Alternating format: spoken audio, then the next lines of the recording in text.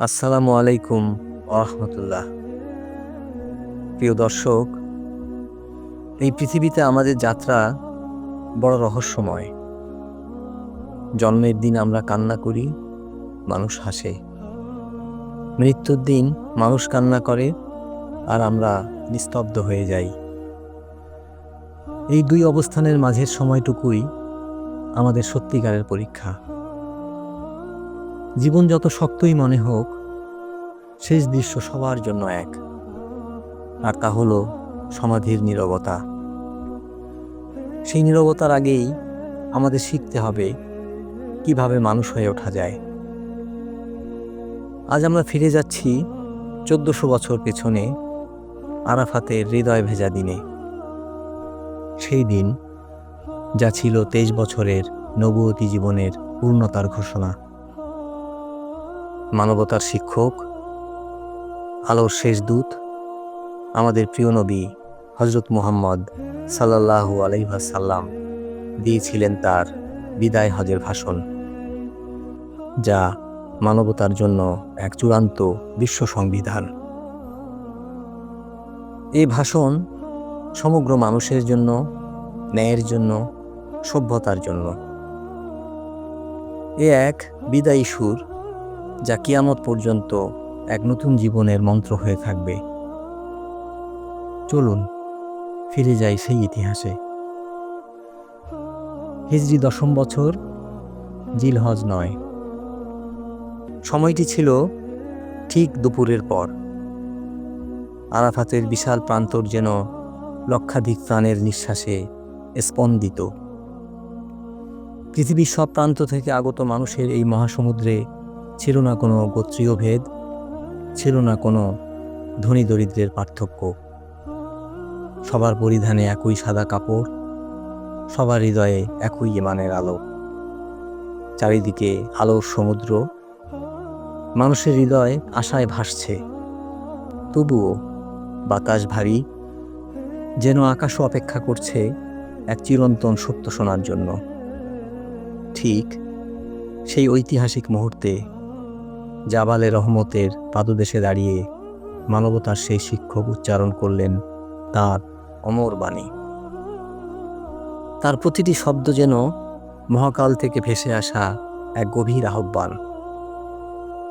রাসূল সাল্লাল্লাহু আলাইহি ওয়াসাল্লাম বলেন, হে মানুষ, শোনো মনোযোগ দিয়ে। আমি জানি না এই বছরের পর আমি তোমাদের মাঝে থাকবো কিনা। লক্ষ হৃদয়ে নেমে এলো বজ্রাঘাত, কারণ তাকে ছাড়া মানবতার আকাশে তো আলো নেই। এই বাক্যটি বলে দিল সমাপ্তি সমাগত। কিন্তু তার এই ক্ষণস্থায়ী বিদায়ের ঘোষণাটি যেন মানবজাতিকে শিখিয়ে গেল, পৃথিবীর কোনো কিছুই স্থায়ী নয়, শুধু আল্লাহর বিধান ছাড়া।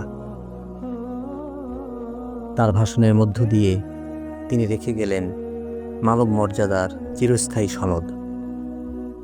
তিনি বললেন, তোমাদের রক্ত, সম্পদ ও সম্মান সবই পরস্পরের কাছে পবিত্র। এ কথার মধ্য দিয়ে তিনি সম্পদ হরণের দিন চিরতরে শেষ। তিনি বললেন, কোনো আমানতে খেয়ানত করো না, অর্থাৎ সবার বিশ্বাস রক্ষা করো। কারো কাছে রাখা সম্পদ, কারো প্রতি করা ওয়াদা বা কোনো দায়িত্ব সবই আমানত। প্রতারণা নয়, নীতি হলো সভ্যতার শ্বাস। এই আমানত শুধু টাকা পয়সার নয়, বরং মানুষের ব্যক্তিগত তথ্যের, তার গোপন কথার, এমনকি প্রকৃতির ভারসাম্য রক্ষার দায়িত্বও এই আমানতের অন্তর্ভুক্ত।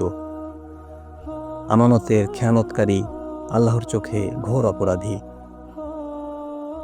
তার বক্তব্যের ভেতর দিয়ে তিনি জাহিলিয়াতের সব অহংকার সমাধিস্থ করলেন।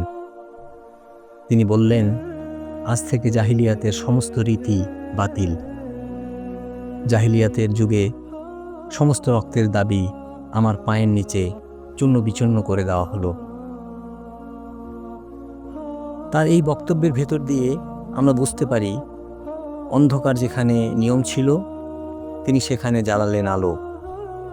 বংশের গৌরব, গোত্রের ক্ষমতা, সব মিথ্যা অহংকার তিনি পায়ের নিচে পিষে দিলেন। অতীতের যত বিদ্বেষ, যত প্রতিশোধের আগুন, সব তিনি নিভিয়ে দিলেন ভালোবাসার এক ফুঁতে। কারণ ঈমান গ্রহণের পর পুরনো কোনো শত্রুতা বা প্রতিশোধের স্থান আর থাকতে পারে না। তার ভাষণের মধ্য দিয়ে নারীদেরকে সম্মানের স্বর্ণমুকুট পরালেন।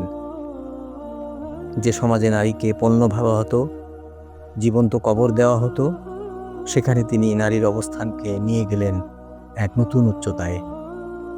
তিনি বললেন, নারীদের ব্যাপারে আল্লাহকে ভয় করো, তারা তোমাদের আমানত। এই একটি বাক্য নারীদের ফিরিয়ে দিল তাদের আসমানি মর্যাদার সিংহাসন। তারা কেবল ভোগের বস্তু নন, তারা জীবনসঙ্গী, তারা পবিত্র আমানত। তিনি শুধু আমানত বলেই ক্ষান্ত হননি, তিনি পুরুষের উপর নারীর অধিকার সুপ্রতিষ্ঠিত করলেন।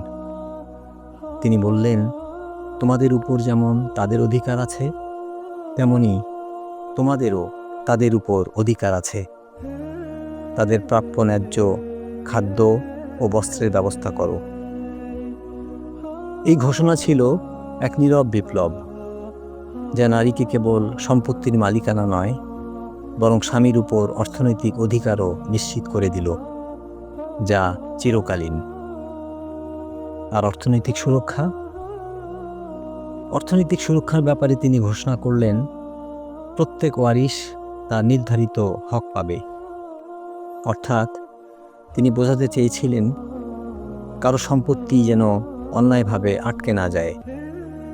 এটি করুণা নয়, এটি অধিকার, যা আল্লাহ সুবহানাহু ওয়া তাআলা নির্ধারণ করে দিয়েছেন। তার ভাষণের মধ্য দিয়ে বর্ণবাদ ও বর্ণবিদ্বেষের কবর রচনা করলেন। তিনি ঘোষণা দিলেন, হে মানুষ, তোমাদের প্রভু একজন, তোমাদের পিতাও একজন। আরবের উপর অনারবের, অনারবের উপর আরবের, সাদার উপর কালোর কোনো শ্রেষ্ঠত্ব নেই। শ্রেষ্ঠত্ব শুধু তাকওয়া ছাড়া। এই কথাগুলো যেন সমগ্র মানবজাতির দেয়ালের ভিত্তি। একই সূর্যের আলোয় সব মানুষ সমান। পৃথিবীর ইতিহাসে সাম্যের এত স্পষ্ট ও দৃঢ় ঘোষণা আর কোথাও পাওয়া যায়নি।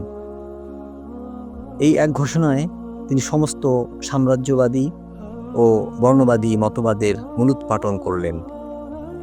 তাকওয়াই হলো মানুষের মর্যাদার একমাত্র মাপকাঠি। তিনি অবিচার ও শোষণের ইতি টানলেন তার ভাষণে। তিনি বললেন, আজ থেকে সকল ধরনের সুদ বাতিল। জাহিলিয়াতের যুগে সমস্ত সুদের দাবি বাতিল করা হলো। এমনকি আমার চাচা আব্বাস ইবনে আব্দুল মুত্তালিবের সুদের দাবিও আমি সর্বপ্রথম বাতিল ঘোষণা করছি। এ যেন দরিদ্রের উপর অন্যায়ের পর্দা চিরতরে ছিঁড়ে গেল। তিনি বোঝাতে চাইলেন, সুদ আমার পরে তোমরা যেন পথভ্রষ্ট হয়ে একে অন্যের ঘাড় কাটতে শুরু না করো। এ ছিল তার উম্মতের প্রতি সবচেয়ে করুণ একটি সতর্কতা। নবীজি সাল্লাল্লাহু আলাইহি ওয়াসাল্লাম শয়তানের বিরুদ্ধে সতর্কতা জারি করলেন তার ভাষণে। তিনি সবাইকে মনে করিয়ে দিলেন, শয়তান বড় কাজে হতাশ, কিন্তু ছোট ছোট কাজে তোমাদেরকে পথভ্রষ্ট করবে, তাই তার থেকে সাবধান।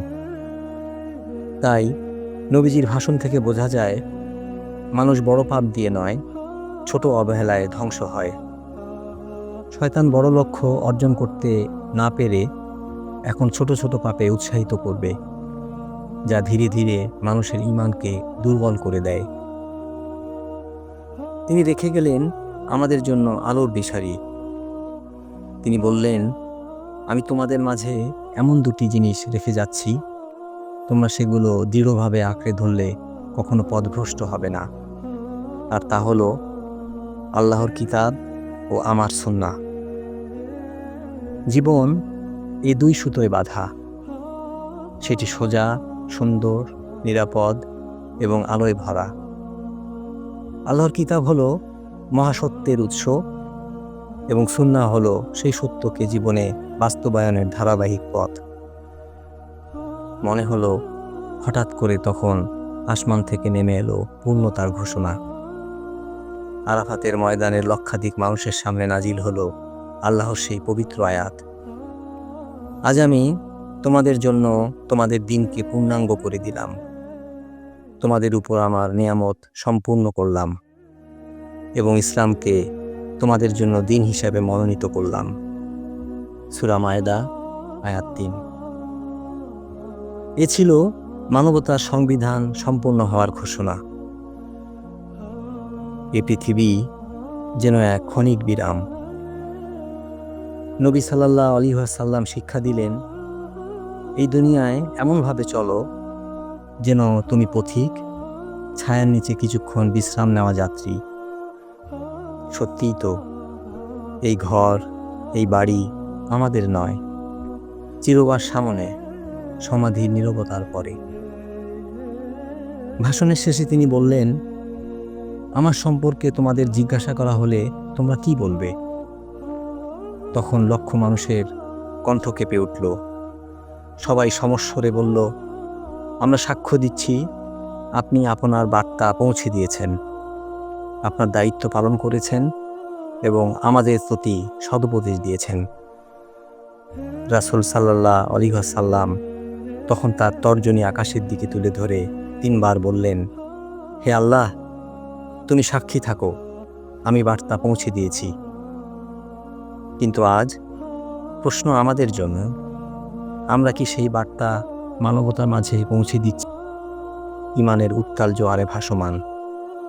হে আল্লাহ, যে আলো নবীজি রেখে গেছেন, সেই চিরন্তন আলো আমাদের অন্তরকে জ্বালিয়ে দাও, যে আলো সমাধির অন্ধকারকে নূরের উদ্যান বানিয়ে দেয়।